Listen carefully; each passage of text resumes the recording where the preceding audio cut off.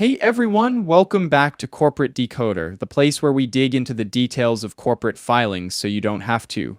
Today, we're diving into a report from Novavax, and let's just say their vaccine deal with Canada hit a snag.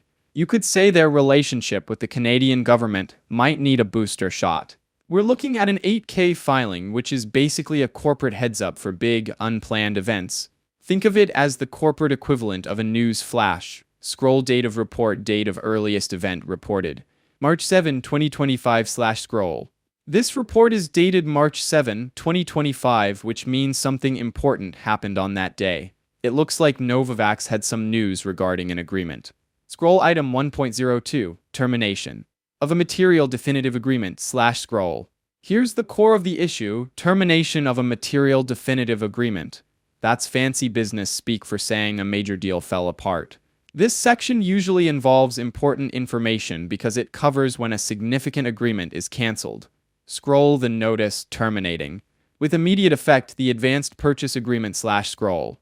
The filing states that Novavax received a notice terminating their advanced purchase agreement or APA with Canada. This agreement was for Canada to buy their COVID-19 vaccine. This APA was made with the Government of Canada back in 2021. That's almost 4 years ago. The reason why it was cancelled is that Novavax did not receive regulatory approval for its COVID-19 vaccine using bulk antigen produced at Biologics Manufacturing Center Inc. on or before the end of 2024, so the deal was terminated. This regulatory non-approval triggered the end of the deal, according to the original agreement. Scroll, the company expects to recognize $576 million. Previously in deferred revenue and other liabilities as product revenue in the first quarter of 2025/scroll. Now let's talk about money. Novavax expects to recognize $576 million as product revenue in the first quarter of 2025.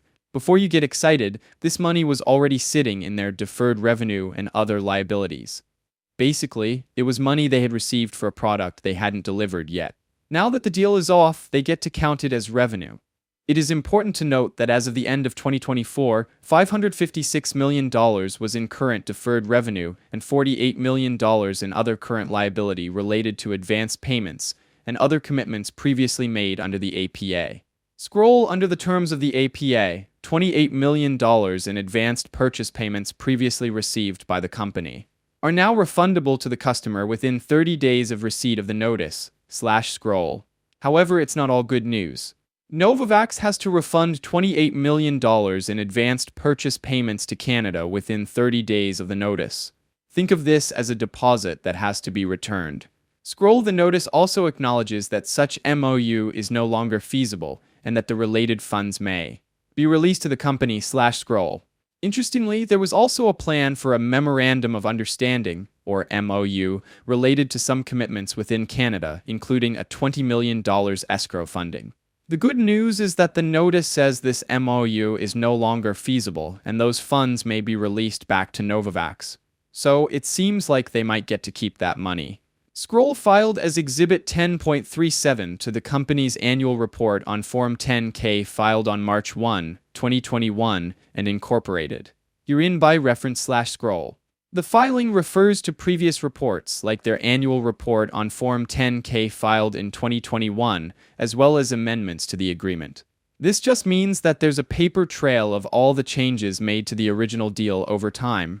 Scroll cautionary. Note regarding forward-looking statements/scroll. Here comes the legal disclaimer. This section is basically Novavax covering their bases. They're saying that any predictions about the future are just that, predictions. They could be wrong and there are risks involved. Scroll potential claim by the customer. That the customer should be entitled to payments from Novavax/scroll. They mention specific risks, such as the possibility of Canada making a claim for payments from Novavax. Also, there is the confirmation of the accounting treatment with their auditors and other risks that you can find in their annual and quarterly reports. Scroll, the registrant has duly caused this report to be signed on its behalf by the undersigned hereunto. Duly authorized/scroll. Finally, we have the signatures. This just means that the company is officially standing behind the information in the report. So, what does all of this mean? Well, Novavax lost a major vaccine deal with Canada because they didn't get the necessary regulatory approval in time. While they get to recognize some revenue from the deal, they also have to refund some money. There's also a potential silver lining with the MOU funds being released to them. Looking at the company's direction, this is clearly a setback. Losing a big deal like this raises concerns about their ability to execute on their agreements and get their products approved. One of their strengths would be the amount of cash they have, and now that's going down a bit. One of their weaknesses is definitely that the rug can be pulled out from under them due to regulatory issues and government relationships. The risks are obvious: more potential claims from Canada, delays in future approvals, and overall uncertainty about their pipeline. In conclusion, this 8K filing paints a picture of a company facing challenges. While they're trying to make the best of a bad situation by recognizing revenue, the loss of the Canadian vaccine deal is a significant blow. Thanks for tuning in to Corporate Decoder. If you found this breakdown helpful, please like, comment, and subscribe for more insights into the world of corporate filings.